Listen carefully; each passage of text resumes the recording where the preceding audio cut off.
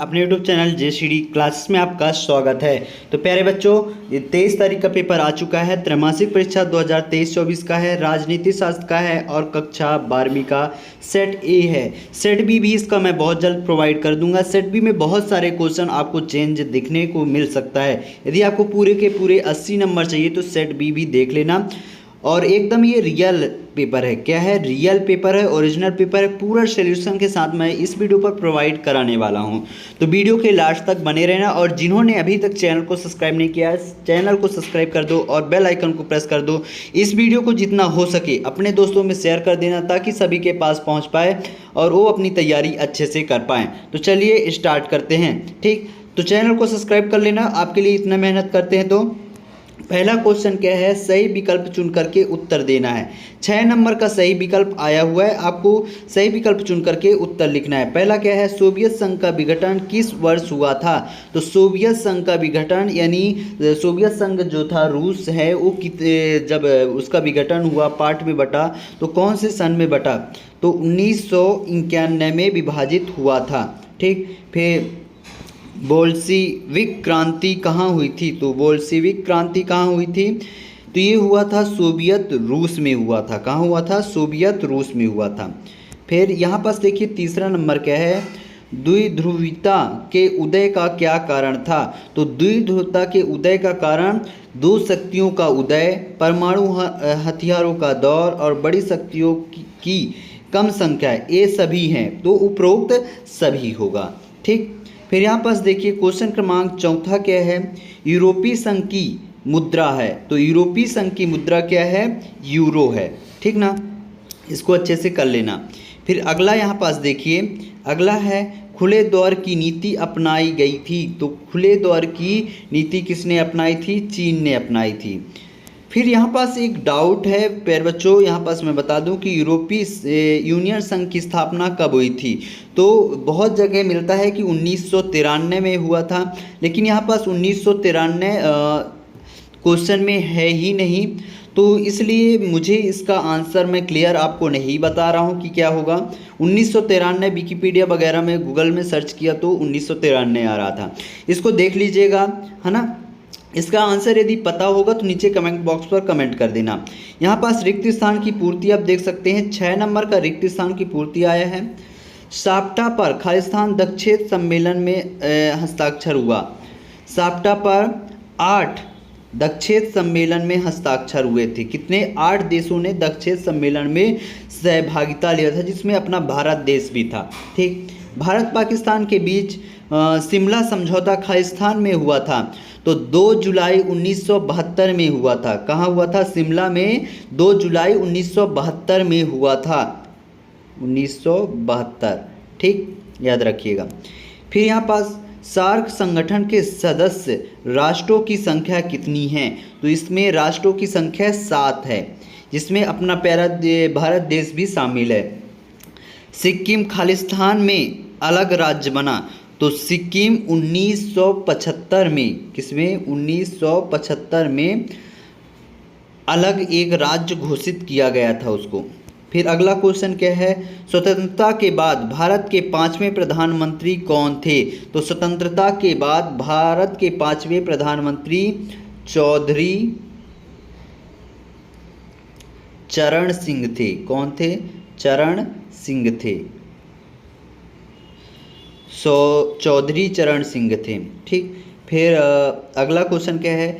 देशी रियासतों का भारतीय संघ में विलय हेतु तैयार सहमत पत्र को खालिस्तान कहा गया था। तो प्रीवी, क्या कहा गया था? प्रीवी पर्स। ठीक, प्रीवी पर्स कहा गया था। तो यहाँ पास सत्य सत्य में आपको बताते जा रहा हूँ। पहला क्या है? भारत में पूंजीवादी अर्थव्यवस्था है। ये एकदम असत्य है, क्योंकि भारत में मिश्रित अर्थव्यवस्था है। ठीक ना। श्वेत क्रांति का संबंध मछली उत्पादन से है। ये भी असत्य है, क्योंकि श्वेत क्रांति का संबंध दूध से था। ठीक ना। फिर नीति आयोग की स्थापना 2000 में हुआ था। ये भी एकदम असत्य है प्यारे बच्चों, क्योंकि नीति आयोग की स्थापना 1 जनवरी 2015 में किया गया था। ठीक, फिर भारत चीन युद्ध 1982 में हुआ था। ये भी असत्य है क्योंकि भारत और चीन के मध्य युद्ध 1962 में हुआ था। ठीक। राज्यसभा का कार्यकाल 4 वर्ष का होता है। ये भी एकदम असत्य है क्योंकि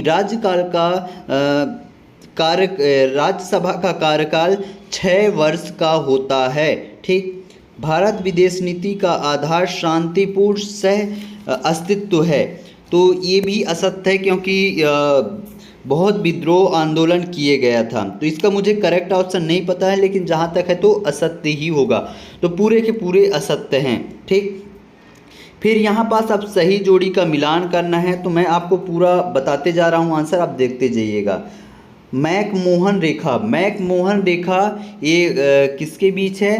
तो भारत और चीन के बीच। किसके बीच? भारत और चीन के बीच। ये 890 किलोमीटर का है। कितना? 890 किलोमीटर का है भारत और चीन के बीच। आसियान का मुख्यालय कहाँ है? जकार्ता में है। जकार्ता इंडोनेशिया में है, तो जकार्ता में है। ठीक ना।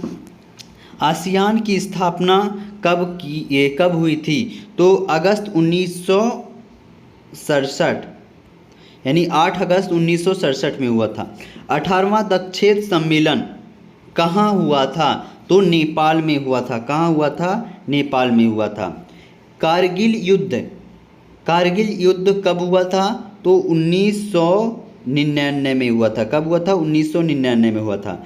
राजीव जयवर्धन समझौता, तो इसका राजीव उर्ध्ववर्धन समझौता कब हुआ था? 29 जुलाई 1987 को हुआ था। ठीक। फिर मुक्त व्यापार संधि का क्या उद्देश्य था? व्यापार को अधिक उदार बनाना। क्या था? व्यापार को अधिक उदार बनाना था। फिर यहाँ पास ऑब्जेक्टिव क्वेश्चन देख सकते हैं, एक वाक्य में उत्तर लिखना था। 7 नंबर का क्वेश्चन है। पूरे के पूरे उत्तर मैं आपको बताते जा रहा हूँ। नियोजन की परिभाषा लिखिए। तो नियोजन की परिभाषा आप लोग लिखिएगा, कॉपी पेन निकाल लीजिए। वर्तमान परिस्थितियों को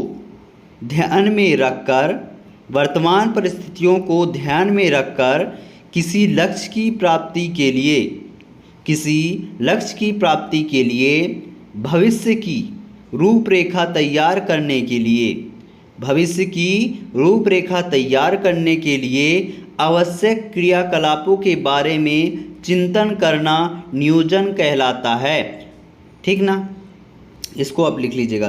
दूसरा क्या है? प्रथम पंचवर्षीय योजना की योजनाकार कौन थे? तो प्रथम पंचवर्षीय योजना की योजनाकार कौन थे? पंडित जवाहरलाल नेहरू थे। ठीक। फिर नीति आयोग का अध्यक्ष कौन होता है? तो नीति आयोग का अध्यक्ष प्रधानमंत्री होते हैं, जो कि हमारे अभी इस समय नीति आयोग के अध्यक्ष श्री नरेंद्र मोदी जी हैं। फिर योजना आयोग का गठन कब हुआ था? तो योजना आयोग का गठन 19 मार्च 1950 में हुआ था। कब हुआ था? 19 मार्च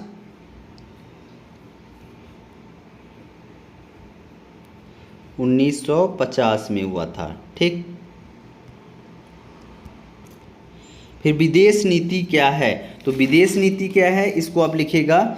विदेश नीति दूसरे देशों के साथ आर्थिक, राजनीतिक, सामाजिक तथा सैनिक विषयों पर पालन की जाने वाली नीतियों का एक समुच्चय है।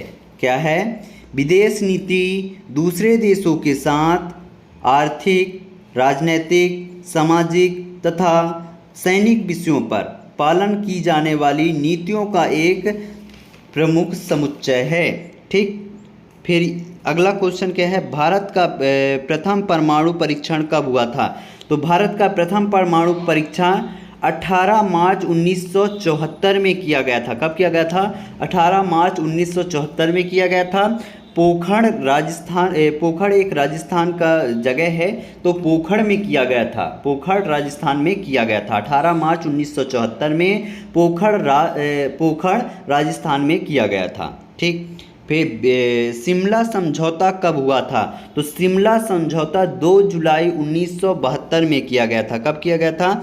2 जुलाई 1972 में किया गया था। तो पूरे ऑब्जेक्टिव के आंसर मैंने बता दिए हैं, और इसका यदि आपको PDF चाहिए आंसर का, तो नीचे डिस्क्रिप्शन पर लिंक दे दूंगा, वहां से भी आप लोग डाउनलोड कर सकते हैं। तो प्यारे बच्चों मिलते हैं अगले वीडियो पर, तब तक के लिए जय हिंद जय भारत।